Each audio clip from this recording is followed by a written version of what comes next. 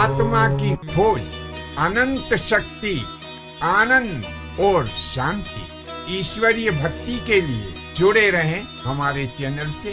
आपका अपना चैनल गुरु अशोक तिवारी, लाइक और सब्सक्राइब करना ना भूलें। धन्यवाद। जय माता की, जय परशुराम। श्री गणेशाय नमः। प्रिय बंधुओं, इस प्रकार से अश्वत्थामा के मस्तक में जो मस्तक मणि लगी हुई थी, उसको भगवान श्री कृष्णचंद्र जी महाराज के आदेशानुसार अर्जुन ने अपनी बाण की नोक से निकाल लिया। फिर भगवान श्री कृष्णचंद्र जी महाराज कहने लगे कि अश्वत्थामा सुनो, तुमने बड़ा ही जघन्य अपराध किया है। तुमने उस निरपराध शिशु को मारने की चेष्टा की जिसने अभी जन्म भी नहीं लिया है।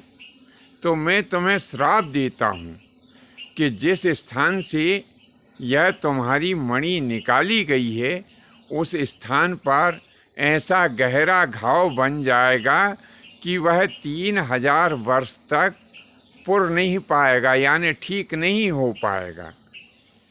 तुम 3000 वर्ष तक इस गंभीर घाव के दुख को सहन करते हुए पृथ्वी के ऊपर भटकते फिरोगे।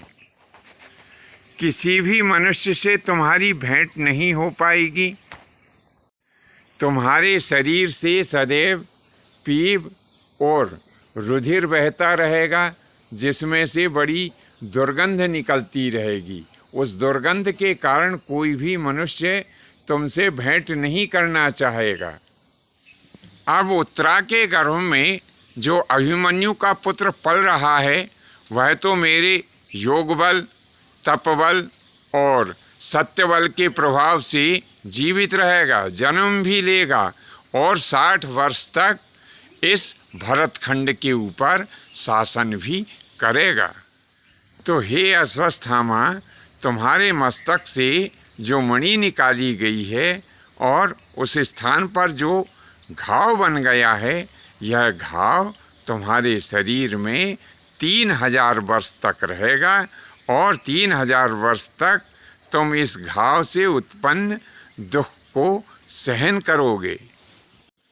ऐसा कहते हुए भगवान श्री कृष्णचंद्र जी महाराज और अर्जुन ने तथा शेष पांडव भाइयों ने उस अश्वत्थामा को अपमानित करके और वहाँ से निकाल दिया। जब अश्वत्थामा वहाँ से निकाल दिए गए, तब वह व्यास आश्रम की तरफ चले गए और व्यास आश्रम में जाकर के ही निवास करने लगे।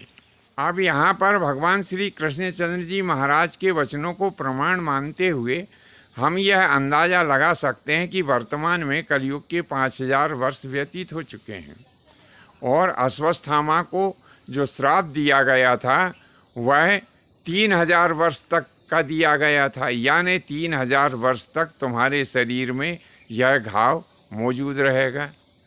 तो वर्तमान में कलयुग के 5000 वर्ष व्यतीत हो चुके हैं।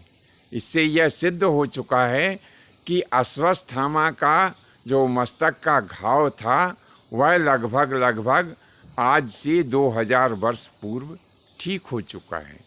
अब सवाल यह उठता है कि क्या अश्वत्थामा अभी भी जीवित है?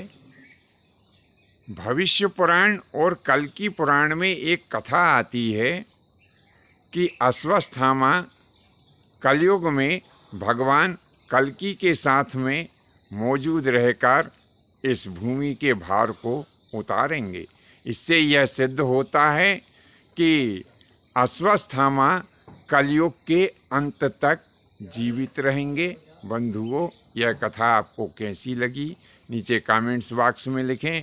आज के लिए बस इतना ही। शेष अगले भाग में नए विषय के साथ में आपकी सेवा में उपस्थित होंगे। आज्ञा दीजिए। धन्यवाद। जय माता की, जय परशुराम जी की।